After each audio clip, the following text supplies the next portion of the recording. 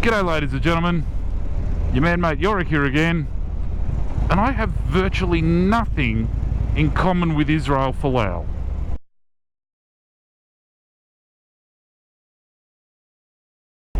I was actually never any good at sport of any sort. In one of my other videos I do mention the fact that I am fairly large, and when a lot of people see me in the street, like, I have complete strangers stop me in the street just to tell me how big I am and ask me whether I played football and whether I'd be prepared to be a ruckman for whatever team needs a ruckman on any given day of the week.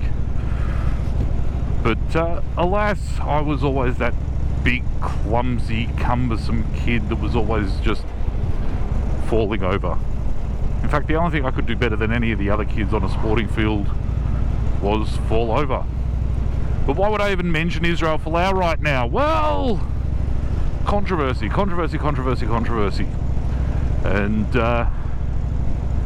he's created one. Israel Falou is for those that don't know, is a rugby player, and he was given the boot by Rugby Australia for expressing his Christian views and opinions on Facebook.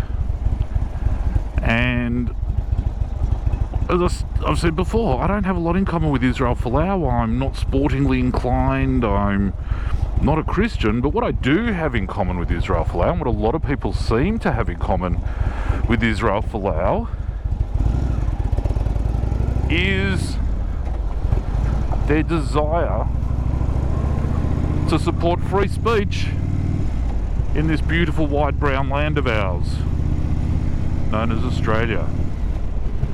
And let's be honest, there's been a lot of stuff going on in this space all over the world. You know, Facebook has shut down hundreds if not thousands of accounts.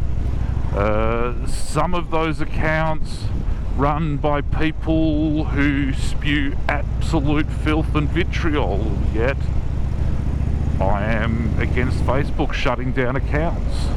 YouTube has shut down hundreds if not thousands of accounts. But once again, you know, I may not like what these people have to say, but they've got the right to say it. As long as it's not incitement to violence, then it's got to be allowed. You know, these days we have the very modern term hate speech, but really that's just another term for restricted speech, and we can't have that. Can't have that in a diverse, pluralistic, inclusive democracy. We have to include all voices and all opinions. What did Israel say that was so bad? Well, he said something like philanderers and sinners and idolaters, and the clincher for most people was homosexuals are going to hell. And you know what? If that's the way he thinks, that's the way he thinks. And he should be allowed to say that. I mean, people should be allowed to make themselves look as stupid as they want to look. You know, does it make him look enlightened? No, not at all. Makes him look very closed-minded. But then, you know, I'm someone that doesn't believe in the concept of hell. So where would these people go anyway? What's he talking about? And then there's the issue of Israel being somewhat hypocritical, because by his own actions he too shall be cut off from his people because of all the tattoos that he has. So here's a question for you. What's stopping someone, if we allow Israel Falou to say, I think idolaters and sinners and what was it, adulterers and homosexuals will go to hell, what's stopping anybody else from saying, I think Israel Falau's going to go to hell? And there's nothing stopping them. There shouldn't be anything stopping them. In fact, that's how we foster conversation and debate. It's like, okay, mate, you think this, but, you know, by your own reckoning, you've broken your own rules. As far as the whole NRL thing, or is it NRL or Rugby Australia thing goes, well, you know, they sacked him for making a statement as a private person. He didn't come out and say, well, you know, I'm making this statement on behalf of Rugby Australia. He made the statement as Israel Falou.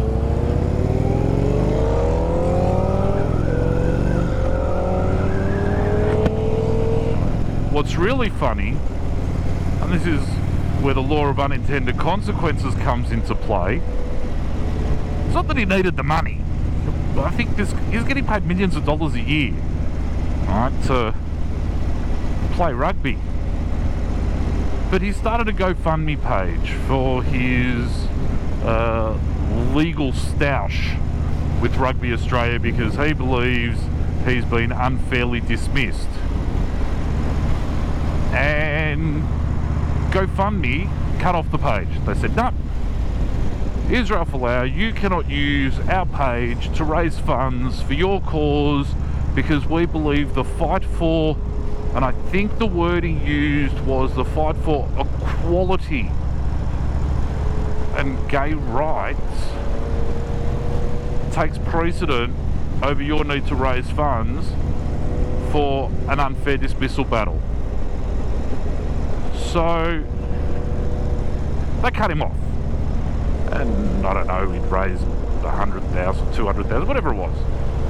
So then this mob, the Australian Christian Lobby, the Australian Christian Association, the Australian Christian something, said, you know what, we'll take up the cause, we'll start raising funds.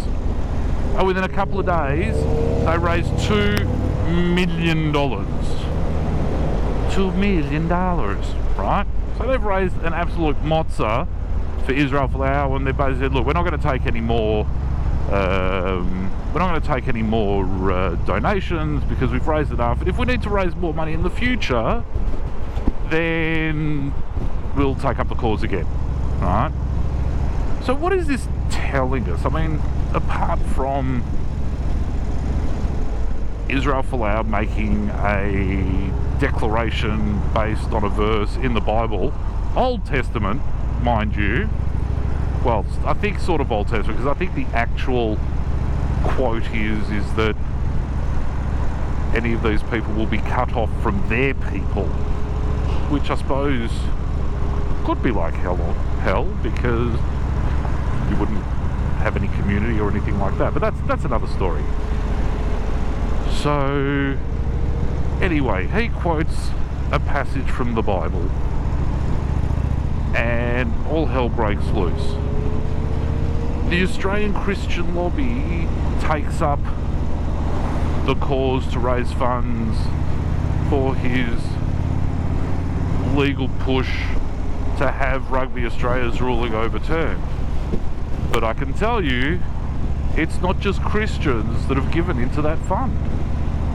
There's people from all religious backgrounds, and here's why.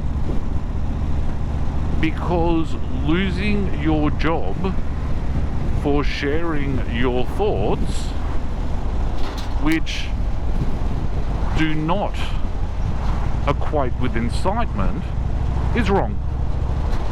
It's as simple as that. Now, if that's the case, if Rugby Australia is entitled to do so, what's, for example, stopping my employer from walking in my office one day and going, you know what, Yorick? We've had a bunch of complaints. People know that you work with us. And those views and opinions that you shared on, I don't know, the Israel Falou issue, well, they're unpopular. And because they're unpopular, because your opinion doesn't reconcile with the mood of the meeting by whatever litmus test you run to work out what that is, we're going to have to cut you off. Thanks for all your time and effort. Look, you do a great job, but we can't be seen to be associated with you because you don't think the right way. And that's wrong, and that's scary, and that's dangerous for a country like Australia, because we have always just called it as we've seen it. When someone's being a knob, you tell them they're a knob. Never been a people to pull our punches, and so someone may get upset. At the end of the day, big deal. We have to risk offending some so that the majority can have a voice, or whatever it is that they want. So there you go. That's my take on what's happening with Israel Falou at the moment. I'm sure there'll be more things crop up. I say I'm not taking his side on what he said. I think, just sharing that sort of thought with anyone make us better as a society? Probably not. But then to GoFundMe, I have to say, what rights are you fighting for? All these, we're fighting for equality, whether it be gay rights or women's rights, or what are you fighting for? Show me one right attributed to one group that is not available to any other. No, shut up. But it's all gone too far. It's got way out of hand. And the professionally offended classes really need to be told to STFU, and let's just play on. Once again, let's just be sensible about things. Shouldn't be too much to ask for. Anyway, thanks for watching. Hit the subscribe button. You never know what I'll come up with next. Who knows? Next time, it might even be something interesting. But until then, ciao for now.